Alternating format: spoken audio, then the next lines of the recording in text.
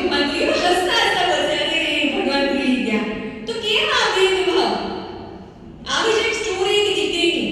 એક દીકરી જે પરિવારમાં ત્રીજા નંબરે જન્મી હતી. આગળ બે દીકરીઓને ત્રીજા નંબરે જન્મી. એ દીકરી એ પરિવારમાં જન્મી જે ખૂબ સંસ્કારી પરિવાર હતો. અને એ પરિવારમાં બધા ખૂબ ધીમેથી બોલે. પણ એ દીકરીનો અવાજ પરિવારના બધા અવાજને સરવાળો કરે ત્યારે દીકરીનો એકલીનો અવાજ એવો મોટો અવાજ. એટલે પારિવારિક મૂલ્યો કરતા તદ્દન અલગ એ દીકરી. ઘરમાં બધા રામના મૂલ્યો પ્રમાણે ચાલતા, કૃષ્ણના મૂલ્ય પ્રમાણે ચાલે કે પોતાના હકનું તો મેળવવાનું જ. એવી દીકરી જ્યારે સમજણી થઈ ને ત્યારે એને આ વાત ખટકવા લાગી કે કેમ દીકરી અને દીકરામાં ભેદભાવ કરવામાં આવે છે. કારણ કે દીકરી પણ મોકલી તો ભગવાન જ છે ને, તો શા માટે આ ભેદભાવ કરવામાં આવે છે?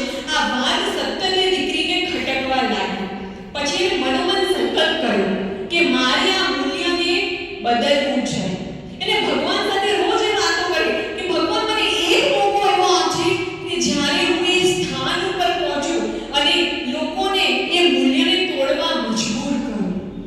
અને એ દીકરીએ પોતાની સ્થિરતા, પોતાના પર વિશ્વાસ અને ભગવાન પરના વિશ્વાસથી સતત કાર્યરત રહી. અને સંજોગ આવ્યો અને રિજિયન દ્વારા જે દીકરીને એવું કહેવામાં આવતું હતું કે ભગવાન ભૂલી ગઈ, દીકરીના જન્મ પર કહેવામાં આવતું હતું કે અરે રે ભગવાન ભૂલી ગયા, એ જ દીકરીને રિજિયન દ્વારા ભગવાનથી ભૂલી ગયેલા લોકોને મોટા કરવા માટે, ભગવાનની નજીક લઈ જવા માટે નિમિત્ત બનાવવામાં. અને દીકરી આજે તમારી સામે છે. ખરેખર અમુક મૂલ્યો જે સતત નકારાત્મકતા પેદા કરે છે.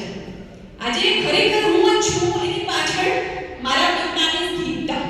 કારણ કે મારા પિતા એટલા સ્થિરતાના મૂલ્યો મારામાં, કારણ કે દુનિયા તો બોલતી હતી પણ મારા પિતાએ ક્યારે મારા પર આત્મવિશ્વાસ નથી ગુમાવ્યો.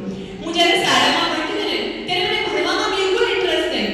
હકીકતમાં મારા 5 જ માર્ક્સ આવતા હતા, એ પણ સ્વચ્છતાના. કે હું આખા પેપરમાં કંઈ જ નથી લખતી, એટલે પ્રમાણિકતાથી સ્વચ્છતાના 5 માર્ક્સ મળી જતા હતા મને. ત્યારે મને શિક્ષક એવું કહ્યું કે તમારી આગળ બે દીકરીઓ છે ને એટલી આ હોશિયાર નથી, આ લગભગ 10માં પાસ નહીં થાય.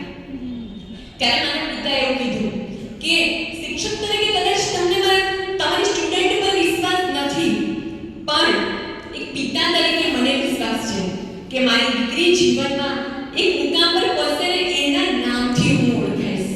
અને 12th સ્ટાન્ડર્ડમાં બોર્ડ એક્ઝામમાં ભરૂચ સિટીમાં ટોપ 10 રેન્કરમાં એક નામ હતું વરસા પટેલ. એટલે મારા પિતાની સ્થિરતા અને તેમના વિશ્વાસે મારામાં એ વિશ્વાસ જનરેટ કર્યો કે જો એ મારા પર વિશ્વાસ રાખી શકે છે તો હું કેમ નહીં. આ કહેવા પાછળનું તાત્પર્ય એ જ છે કે આપણે આપણા સંતાનોમાં સ્થિરતા રાખવાની છે. દુનિયા ગમે તે કે આપણું દરેક સંતાન એક સરખા નથી હોતા.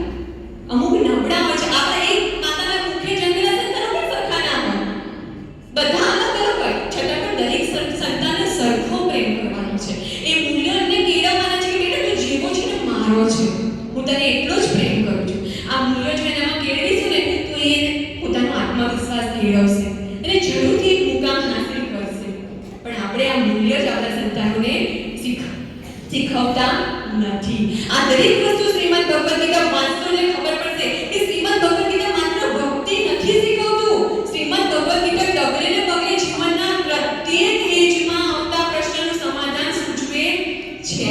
પણ જરૂર છે કે એ સમસ્યા માટે શ્રીમદ ભગવદ ગીતાને વાંચવું. આપણે ઘણી વખત એવું થાય કે ભક્તિ કરનાર વ્યક્તિના જીવનમાં પણ સંઘર્ષ છે. રામકૃષ્ણ પરમહંસ કે જેમનું મૃત્યુ કેન્સરથી થયું, એ તો સાક્ષાત કાળકામાં સાથે વાત કરતા હતા. તો આપણે પ્રશ્ન થાય કે જે સાક્ષાત કાળકામાં સાથે વાત કરતા હતા એમનું કેમ કેન્સરથી મૃત્યુ થાય? કાળકામાં એનું કેન્સર દૂર ન કરી શકે? તો આની પાછળનું કારણ એ છે કે ભગવાન કહે છે કે તું જે આ જન્મમાં ભોગવે છે એ પાછલા જન્મનું સંચિત કર્મ ભોગવે છે. અને આ જન્મમાં જે કરે છે ને કાર્ય એ નવા જન્મ માટે સંચિત કરે છે. અને માટે જ ભગવાન કહે છે તું કપટ કરશો તો કપટ જ મળશે, આજે નહીં તો કાલે મળશે. માટે જ જીવન જીવ સચ્ચાઈથી સુખ દરરોજ મળશે. હે ને?